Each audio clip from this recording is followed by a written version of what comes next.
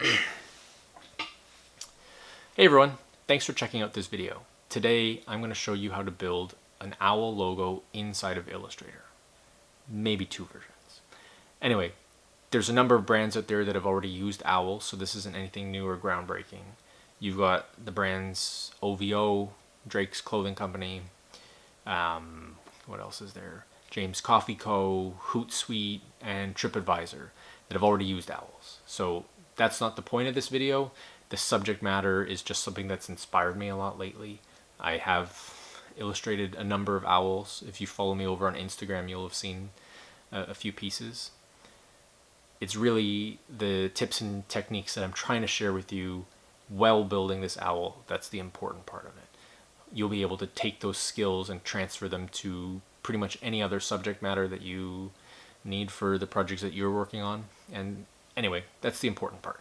So without any more wasting your time, let's jump into Illustrator and get to building these owls.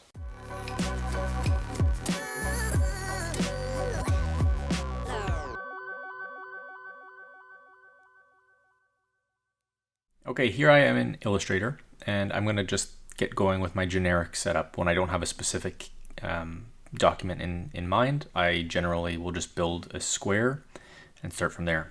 So I'm going to hit Command N for a new document, pull up this dialog box here, and I'm going to create a 20 by 20 inch square. I'm going to hit Create. Now, I always like to have guides set up in the center of my document. So to do that, we're going to create a rectangle first. So hit M on your keyboard for the rectangle tool, click on the canvas and create a 20 by 20 rectangle. Then using the X and Y position for the rectangle, you can center this. So half of 20 is 10 by 10. Now your rectangle is centered and you have a center point sitting right here that we can use to create our guides from. So if you hit Command R to pull up the rulers and then click and drag from the top ruler and click and drag from the side here and align to that center point, and now we've got a basic set of guides crisscrossing in the middle. And then we don't actually need the background rectangle, so I'm just going to select it and delete it. Now we can get to work building our owl. To start, I'm going to create one of the eyes. So I'm going to use the ellipse tool. So I'm going to hit L on my keyboard and I'm going to create an ellipse roughly about there. And I'm going to open up my color palette up here and I'm going to turn off the fill by selecting none. The stroke at black is fine, but I'm going to increase the weight of that a few times, maybe 10 points. That should be good. So this is the outline of one of the eyeballs of the owl logo that we're going to make. I'm going to copy it with Command C and paste in front with Command F. You now have a copy of the first circle. Holding Shift to constrain the transformation and Option to make sure that it stays anchored in the middle, we're going to bring this copy down in size. One thing to note is that I do not have scale, stroke, and effects on. You can get into that by opening up your transform dialog box and go into scale, and you can just uncheck scale and stroke and effects. Otherwise, when you start manipulating these paths, scaling them up and down, if you have this on, your strokes will become all different weights because as you scale up and down, the strokes will go with them. So I'll have this turned off for this tutorial. So we're going to do the same thing again. We're going to select this circle. We're going to copy it with Command C, paste in front, and then hold down Option and Shift when we transform. And now we're going to create the pupil. Now, I don't want this to be stroked. I want it to be filled. So you can go to your color palette up here, and there's a little flip-flop button here where you can swap the stroke and the fill. But to speed up my workflow, I always like to, when it's on the stroke here, just hit Shift X on the keyboard, and that will swap this stroke and the fill for you. So now here's our eye for the owl logo, and I'm liking the way that this is looking. So I'm going to make sure that this is aligned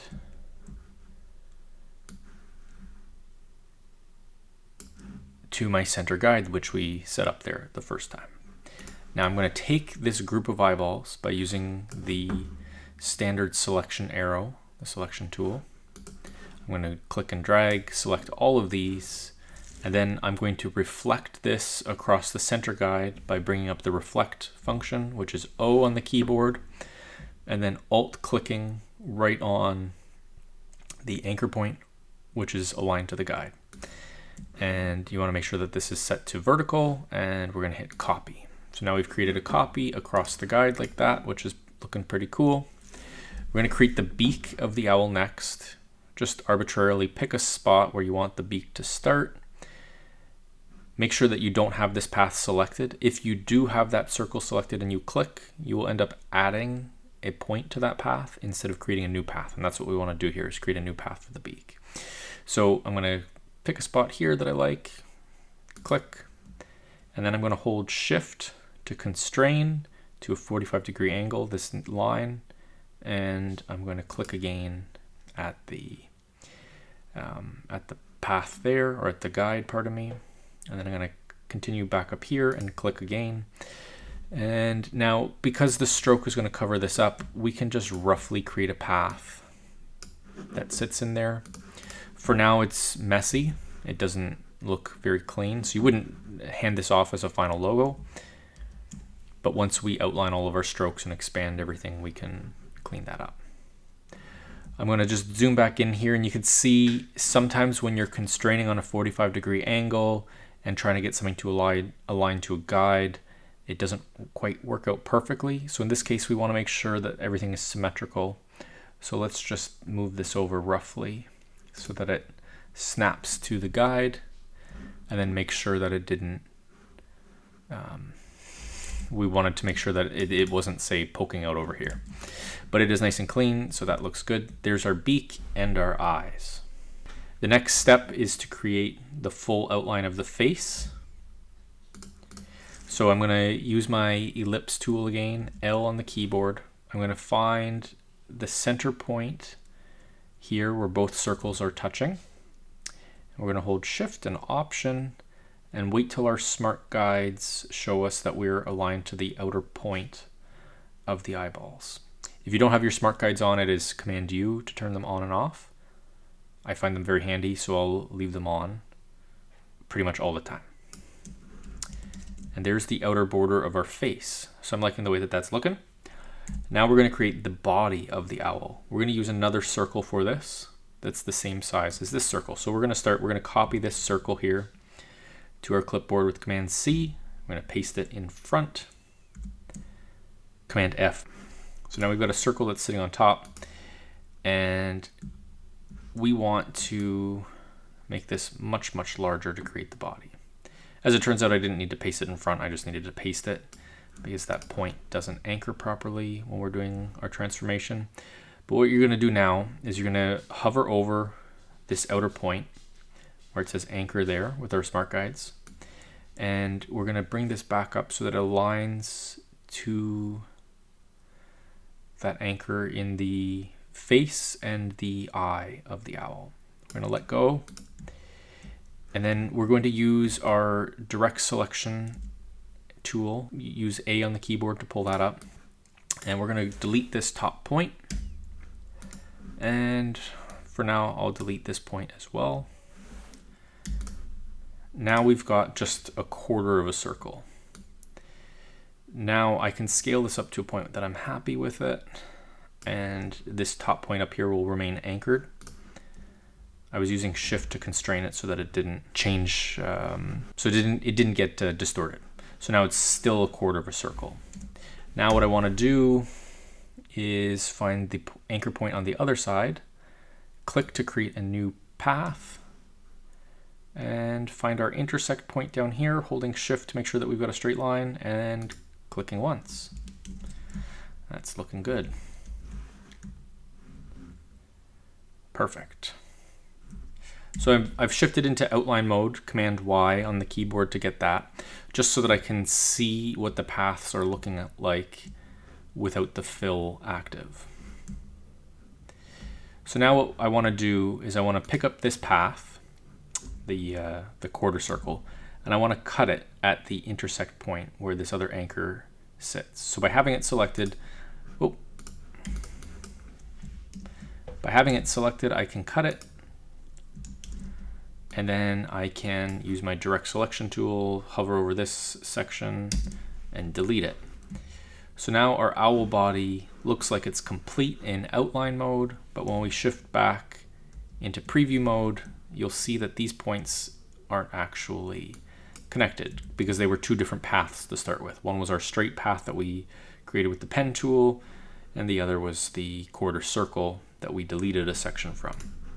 So what we can do with this is still with the direct selection tool selected, which is up here. It is A on the keyboard. We can click and drag to select just these 2 points.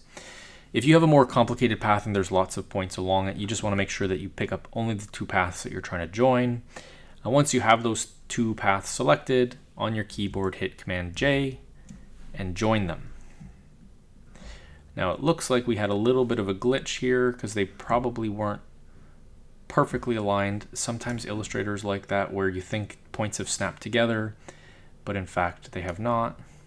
So you can see here when you use the direct selection tool and pick up one of the points, you can figure out that they weren't actually perfectly overlapped, so that when you use the join tool, it still left you 2 points very, very close together. So now that we've drawn this back up here, we can use the pen tool, P on your keyboard, and just delete that point because we don't need it. But now you get a nice finish, nice termination to that path. So that's looking sharp. I want now to use this outer portion to create a small wing. So I'm going to hold Option and Shift on my keyboard. So I'm going to create a copy of this right about there. Looks good. Now I'm going to use my scissor tool again, C on the keyboard, to cut the path at the intersect point here and at the intersect point there. Now I can deselect everything, Command Shift A. I use this key command all the time just to make sure that I'm not holding a path. And then use the direct selection arrow again to pick up the 2 outer sections here that we've cut, and just hit delete twice to delete both of those points. And there you have it. There's our first owl logo, created just out of basic circles and a couple clicks with the pen tool. Okay, with that owl complete, it's time to move on to the second version. It's going to use a lot of the same principles, but there's going to be a couple variations that might be handy to you guys when you're creating your own material. So we're going to use the selection arrow, selection tool, and pick all of this up, move it off to the side. You can group it at this point, Command G, just so that it doesn't fall apart on you. And we're going to start on the new owl by creating an eye.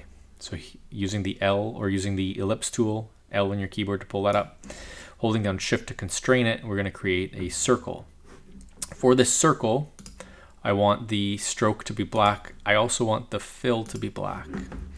Then I'm going to create the beak by using the pen tool, P on your keyboard. Find the anchor point here on the side, click, and then holding Shift to create a straight line, click again. So now, because we had a stroke on that circle and a stroke on this path, when they align here, because they're the same weight, it ends up being a nice, neat finish. If you shift into outline mode, it looks good there as well. And then once we outline the whole thing and unite it using the Pathfinder, it will be finalized. Anyway, for now, what we're going to do is we're going to select both of these with the selection tool. And we're going to go to Object, Transform, Rotate. And we want to rotate this by maybe 35 degrees. We can use the preview check here just to see if we like that. And this is going to create the beak. So now I'll align this point of the beak here right with our guide in the middle. And then I'm going to use that reflect feature again. O on the keyboard. Alt click on the point that we want to reflect against, which happens to be the center point of our canvas. And we're going to create a copy. We're going to use the direct selection arrow again. And we're going to select just these points, and we're going to press Command J to join them. Oh, this had a fill on it, so we want to make sure that we turn that fill off because it didn't need a fill. Okay, so now that I've got the eye and the beak, I'm going to create the outline of the face. So I'm going to use the ellipse tool, L on the keyboard. I'm going to find the center point. Smart guides are still on, Command U if you don't have them on. I'm going to click in the middle, and holding Option and Shift, I'm going to create a circle that is larger than my previous halfway point I was trying to align to the guide. In this case, I want the outer portion of this owl's face to overlap a bit. So we're going to come out to about there. And then we're going to do the same trick. We're going to create a straight line here. We're going to click on that anchor point, and we're going to hold Shift and create a straight line. And this is going to become the bottom of the owl's face. So we're going to select both of these shapes, and we're going to pull up the rotate function, which is R on the keyboard. And we're going to alt click on the center so that this becomes our rotation point. Right now, because we've got two objects selected, you can see that our actual center point is down here. So if you use the rotate option, it would rotate along there and it wouldn't give you the effect you want. So we want to alter the rotate center point, holding down Alt and clicking here. And we want to rotate this section by about 60 degrees, I feel will look good. So it's not as severe as the beak, but it's a nice angle. Maybe we can come in a little bit more. Try 65 and see how that looks. Yeah, I like that for this. Press OK. And then here we can use the scissor tool, or you can pick up just the end point and slide it in. It's your call. So we'll use the direct selection arrow for this, and we're going to pick up this anchor point. And what's the neat thing here is with the smart guides on, you can move this path, but when it snaps to the intersect point where the original path crosses over the guide, you will get this little prompt there that it's on the intersect. So you can let go there. And then we can pick these two elements up again, the circle and this point, and we can use the reflect function, O on the keyboard again, and we can reflect across this point there. We're going to press copy, and then we're going to zoom in, deselect everything, Command Shift A. Using the direct selection tool, just A on the keyboard, we're going to pick up these 2 points and join them, Command J.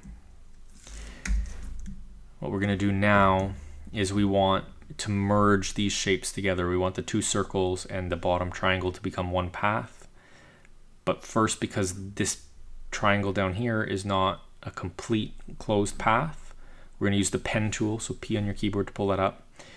We are going to pick up the starting point, this anchor here, and just roughly draw a path that overlaps the 2 circles.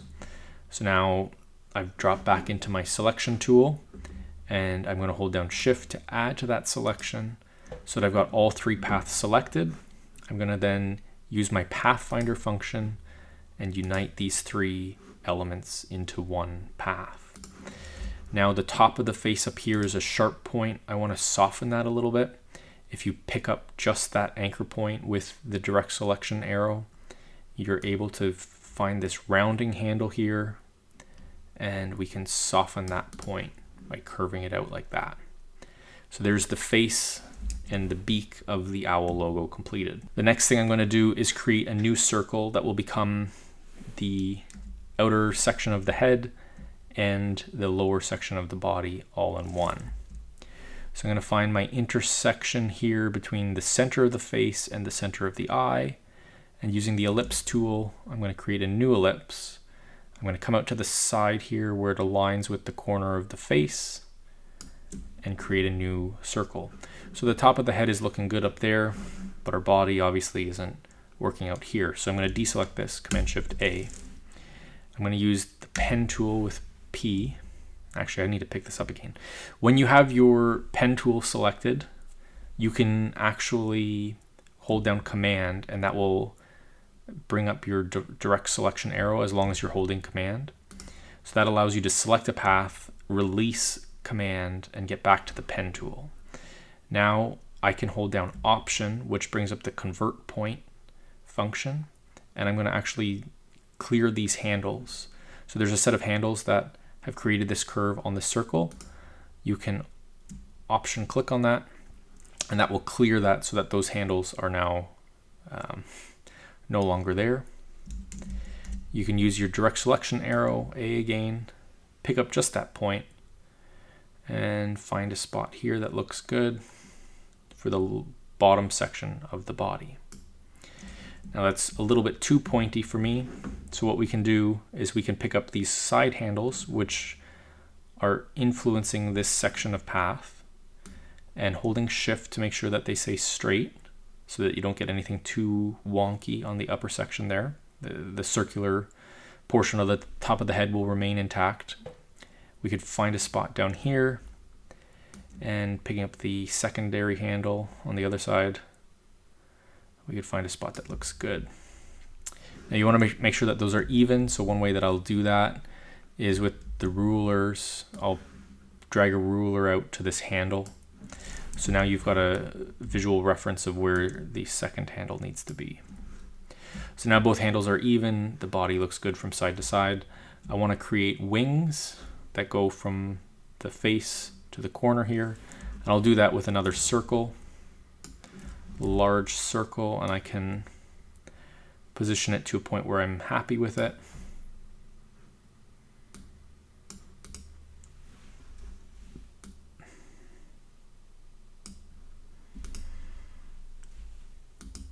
Something like that is looking good to me. So with this circle selected, press C to pull up your scissors again, cut on the two intersection points, bring up your direct selection tool, click on the outer section and press delete twice, and now you're left with just the path for the wing that you wanted. Again, repeat the reflect function, which is O on the keyboard, Alt click on the center point, make sure it's across the vertical plane, and press copy.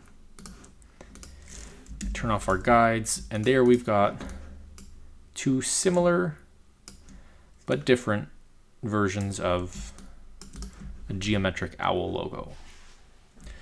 So there, these owls are looking really good to me, but right now they are still live. The strokes are not they're not outlined. There's a bunch of things that don't necessarily line up perfectly.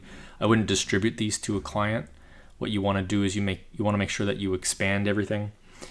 If in the future you want to come back and modify these things, it's good to keep a live copy separate just so that you're not deleting the original. So you can say this is your master document, drag a copy of those off to the side, leave them there, leave them live, just in case you need to modify something after. But for distribution to your client, you want to grab all the elements of your one logo, go to Object, Path, Outline Stroke, and it now creates outlines of everything that you had with a stroke. Now all of these elements, with them still selected, you could unite them with the Pathfinder, and you end up with this finished version that you could then send for your client. So repeat the same process over here, grab all of these elements, Object, Path, Outline, Stroke, and then Pathfinder, unite them all together, and you end up with a nice clean finished product, which you can see here in outline mode. Back to outline, or back to preview mode, they look the same as they did before, but now you know that the paths are clean and can't be modified. The effect that you're going for will be basically cemented in and can't be modified after the fact. But in case you need to, you've made a copy and you've saved that in your master document. Again, don't send that out.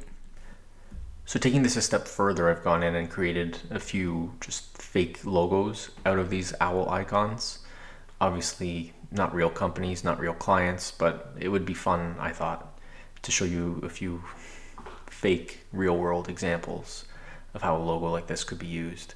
So not exactly what we've created verbatim in the tutorial, with some wider wings here and just a face in this example, but I thought it would be helpful for you to see it in context of how something like this could be used in your client work. Okay, so that wraps up this video on owls. I hope you enjoyed it. I hope you found it useful. If there's anything that I missed, let me know in the comments down below, and I'll try to answer any questions that you have.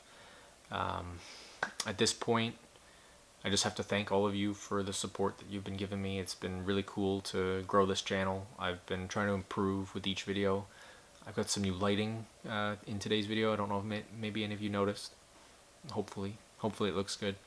But yeah, if you guys would do all those things that YouTubers ask for, if you would like the video, subscribe, and drop a comment down below, I'd really appreciate it. It really helps. It means a lot, and like I said, I really appreciate it. So hopefully you guys found this video useful, and we'll be back to see what I come up with next.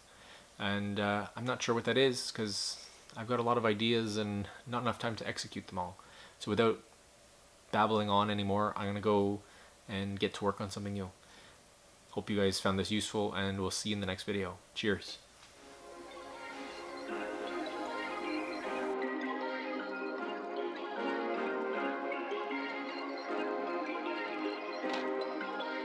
Perfect.